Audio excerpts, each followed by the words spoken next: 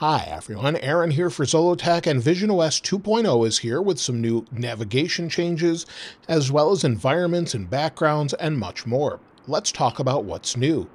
Now the first thing is, if you look at your hand, there's now new navigation. Tap when you bring your fingers together, tap again, and it goes away. Flip your hand over, and you now have the time along with volume controls. Pinch and hold to change the volume, let go, pinch once, and you're into your control center. No more looking up to try to enter the control center. Then you have different access here with your control center, as well as if we do that again, flip over, go into the control center. We have environments. We also have the option to go to the Mac virtual display and change notifications. In our notification center, we can view everything. Of course, we have the volume here, and then we have more options for the App Store, as well as other volume options. So this is something that they've completely changed around with quick access to things that you look at most. Now, if we go into our environments here, we have some new ones. Within environments, we now have Lake Vrangla. We also have Bora Bora. These are things that were not finished with the initial launch of the OS. So if we go into that, you'll see it here. Look at our hand. Again, flip over, change our environment to dark mode. You can have it in light mode or automatic. And then again, if we go back, then we go to maybe Lake Vrangla. Give it a second. Now we're in this environment. So a couple new nice changes. I actually prefer the beach, but whatever you prefer, of course, you can switch between with some different lighting and different things as well. So basically what we had before, but they finished the environments here. If we go back into our apps, let's recenter that by pressing and holding. And if we look here, we can't do it, but we can bring it up here again. Let's recenter. And once recentered, if we go back into our apps, if we press and hold on the apps, we can actually rearrange them now. Now we can just grab whichever one we want. So maybe notes here. Let's see if I can do that. There we go. So now we can grab notes, and it does seem to be a little bit buggy for me. So from time to time, it makes it a little bit difficult to kind of press in and move things around, but it does seem to work. Something I really appreciate is the Mac virtual display. If we go in and maybe connect to one here, my iMac that's right in front of me, you'll see we're now connected. Now if I look down at my desk, I can see my keyboard. This doesn't work unless you're connected to the virtual display. You can also use the Magic Mouse with it, not just the Magic Trackpad, but you can connect to it and then see your keyboard. If I close this out, you'll see the keyboard fades away. So again, when you're in that Mac environment, it really sort of enhances that, where you can now finally just see what keyboard is in front of you. So once you're connected, there it is. You can see your keyboard, and it just recognizes it. So that's something that's really great, and the overall resolution and speed when you're connected to a Mac looks much better. So let me bring this really close, and the overall resolution looks great. Of course, I can make it a huge display if I want, make it a small display. Either way, this looks fantastic, and I'm glad they've really updated this. Another thing they've updated has to do with messages. If we go into messages, within messages, they've made an update, so if you just stare at the microphone, it will then activate and start typing what I'm actually speaking. So it's got pretty good voice dictation, and then when you're done, we'll just stop speaking. It goes into the main box, and then we can tap to send.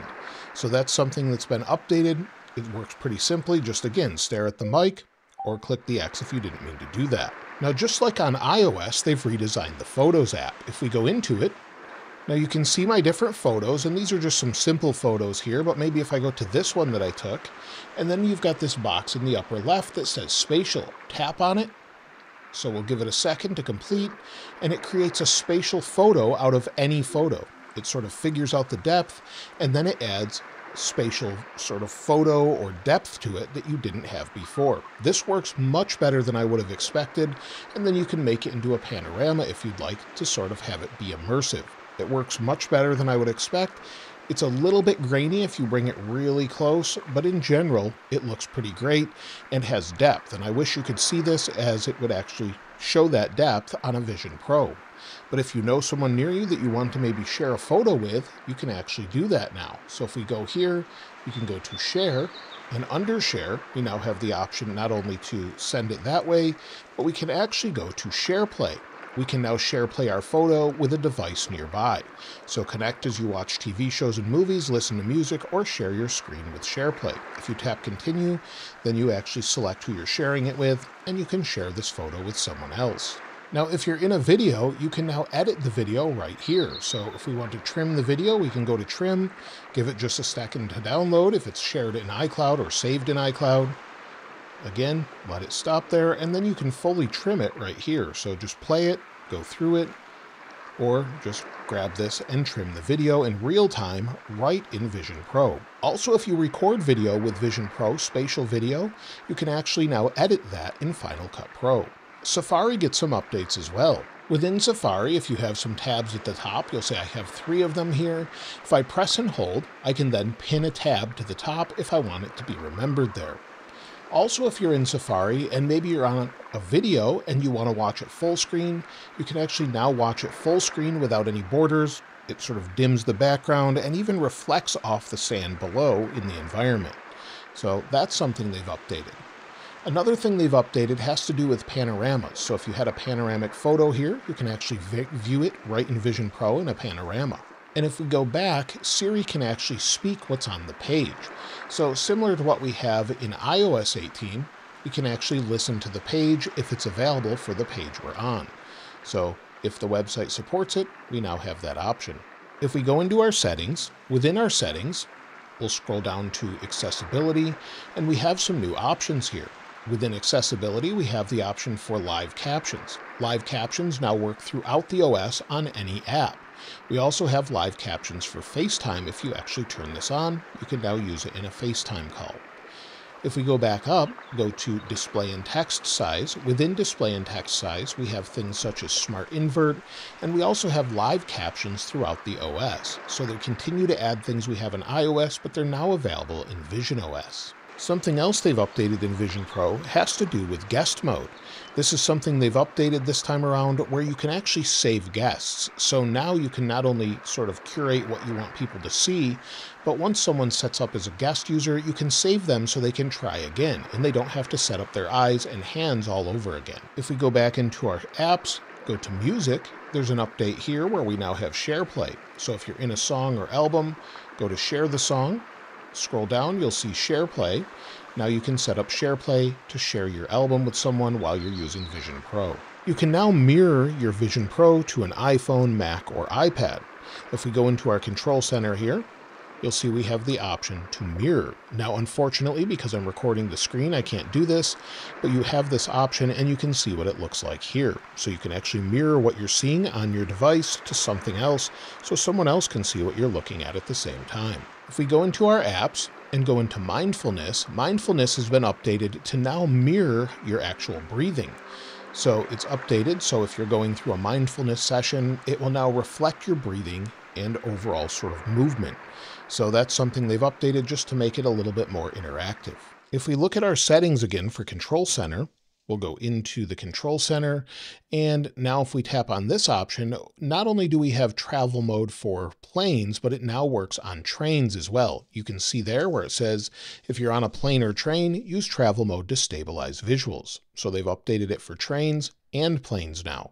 So maybe they'll make more changes to this in the future. If we go into settings, within settings, Apple has updated the persona. Now this is something that I still think is a little creepy and odd.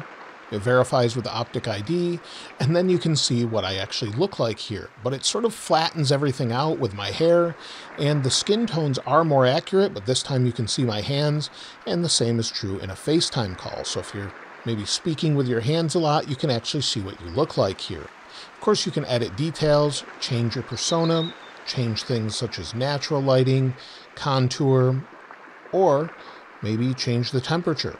Go back in, add eyewear if you want, whatever works for you. So that's something you can go in and customize as you'd like that they've updated. They've also changed the background options. So you have background environments now. So even on a FaceTime call, this shows what it would look like. And you can just go in, change different backgrounds, similar to what we can do in macOS 15. So if you just want a color or even a photo, you could be on the moon, We could be in Bora Bora like we are right here, and this is what I would look like on a FaceTime call. So it gives you an idea of what we have. In the future, maybe with visionOS 2.1, if we go into the TV app and sports are on, you'll be able to have multi-view sports. So that's something coming a little bit later on. But that's everything so far in visionOS 2.0. It's a nice little update. It feels much more like what we would have expected with visionOS 1.0. It sort of finished things, it lets us move our apps around, and maybe sort of customize things, have all the environments we wanted from before. They're all here, and everything's ready to go. The content is still lacking a little bit. Overall battery life, I must say, on standby has been phenomenal. Standby mode actually will now last a week if it's unplugged. It sort of goes to sleep, but it still does drain the battery a little bit, but it doesn't drain overnight like it used to.